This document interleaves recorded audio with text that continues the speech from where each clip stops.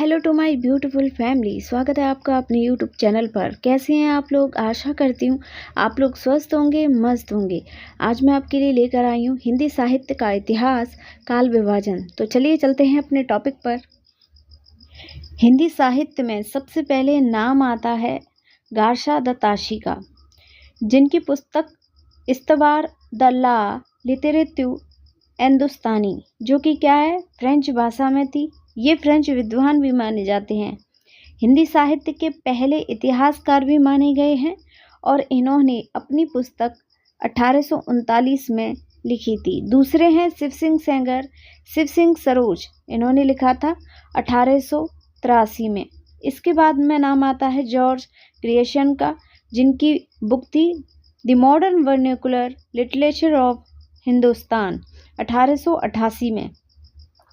इसके बाद है मिश्र बंधु यानी कि मिश्र बंधु विनोद, जिन्होंने हिंदी साहित्य को 4 भागों में बांटा था, जिसमें भाग 1, 2 और 3 1913 और 1914 में, और भाग 4 था 1934 में।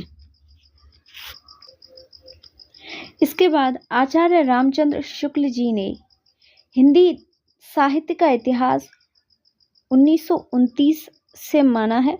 हजारी प्रसाद द्विवेदी ने हिंदी साहित्य की भूमिका 1940 में और हिंदी साहित्य का आदिकाल 1952 में और हिंदी साहित्य का उद्भव और विकास 1955 में बताया है। इसके बाद आते हैं राम कुमार वर्मा। इन्होंने हिंदी साहित्य का आलोचनात्मक इतिहास 1938 में दिया था।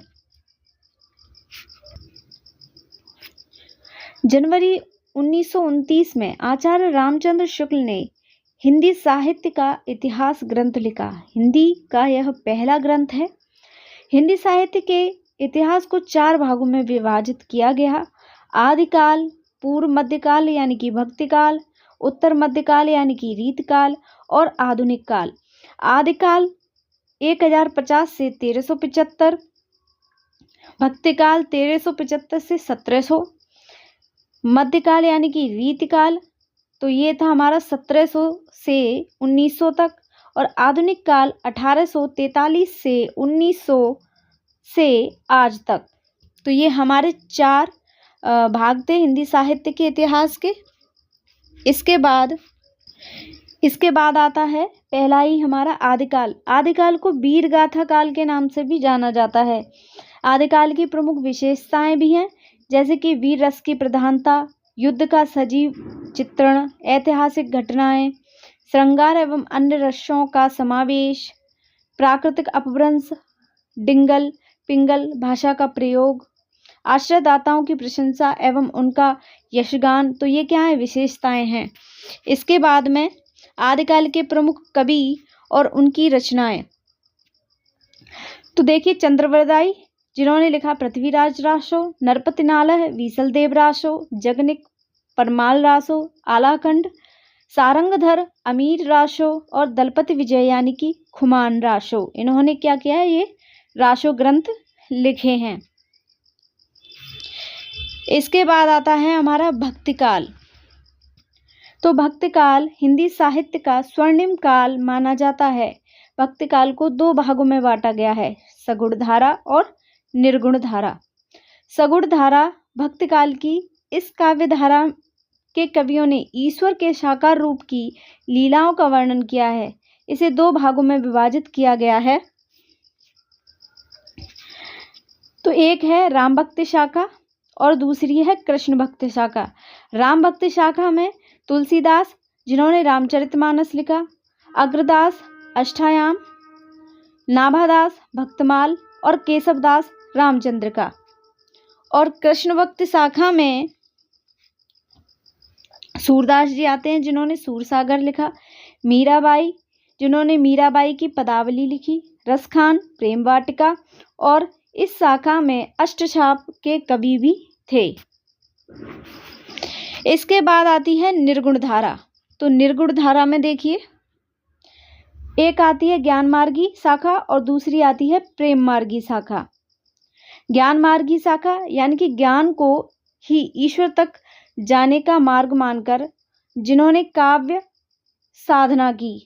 वे ज्ञान मार्गी शाखा के कवि हैं, जिनमें कबीरदास आते हैं, बीजक लिखा, रैदास, गुरु ग्रंथ साहिब यानी कि गुरु नानक। प्रेम मार्गी शाखा में जिन्होंने प्रेम के माध्यम से ईश्वर तक पहुंचने का मार्ग खोलना चाहा, जिसमें हमारे आते हैं मलिक मोहम्मद जायसी, जिन्होंने पद्मावत लिखा, शेख रहीम और नसीर। इसके बाद आता है हमारा रीतिकाल। रीतिकालीन काव्य को 3 धाराओं में विभाजित किया गया: रीतबद्ध काव्य, रीत मुक्त काव्य और रीत सिद्ध काव्य।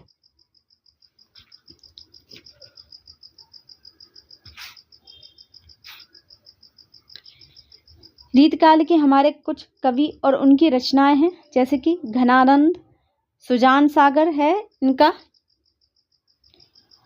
दूसरे केशवदास, कविप्रिया और रामचंद्र का है इनकी। पद्माकर यानी कि पद्मावरण, भूषण, शिवराज भूषण, बिहारी, बिहारी सतसई और रसनिध यानी कि विष्णुपद कीर्तन। ये क्या हैं? हमारे रीतकाल के कवि और उनकी रचनाएं हैं। इसके बाद आते हैं आधुनिक काल पर। तो देखिए, आधुनिक काल को हिंदी साहित्य के विकास क्रम में निम्नलिखित भागों में बांटा गया है, जैसे कि भारतेंदु युग, द्विवेदी युग, छायावादी युग, प्रगतिवादी युग, प्रयोगवादी और नई कवितावादी युग। तो ये हमारे 6 भागों में आधुनिक काल को बांटा गया है, जिसमें से पहला आता है हमारा भारतेंदु युग।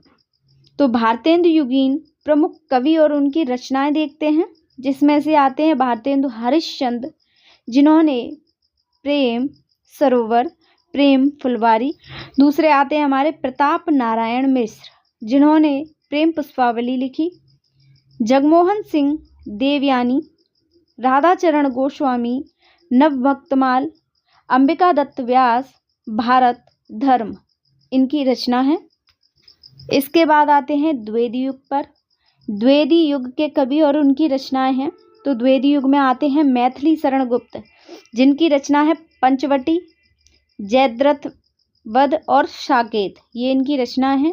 राम नरेश त्रिपाठी, जिनकी रचना है स्वप्न, पथिक और मिलन। माखनलाल चतुर्वेदी, जिनकी रचना है समर्पण, युगचरण।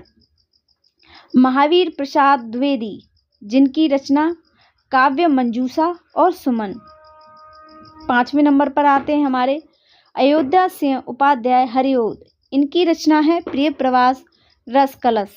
ये द्विवेदी युग के हमारे कवि और उनकी रचनाएं हैं। इसके बाद आता है हमारा छायावादी युग। तो छायावादी युग के कवि और उनकी रचनाएं हैं सुमित्रा नंदन पंत, जिनकी रचना है स्वर्णधूल और वीणा। महादेवी वर्मा, जिनकी रचना है यामा। जयशंकर प्रसाद, इनकी रचना है आंसू। और सूर्यकांत त्रिपाठी निराला, इनकी रचना है पनिमल, नए पत्ते और अणिमा। अगला आता है हमारा प्रयोगवाद। तो प्रयोगवाद में देखिए कवि और उनकी रचनाएं। नागार्जुन, जिनकी रचना है युगधारा। केदारनाथ अग्रवाल, इनकी रचना है युग की गंगा। त्रिलोचन, जिनकी रचना है धरती। राज्ञ राघव पांचाली। सूर्यकांत त्रिपाठी निराला कुकुरमुत्ता। तो देखिए सूर्यकांत त्रिपाठी निराला जी हैं, ये 2 युग में हमारे आते हैं, एक तो छायावाद में और एक प्रयोगवाद में। वीडियो कैसा लगा कमेंट में ज़रूर बताइएगा और प्लीज़ अपने चैनल को लाइक और सब्सक्राइब ज़रूर करिएगा। वीडियो देखने के लिए आपका बहुत बहुत धन्यवाद। Thanks for watching.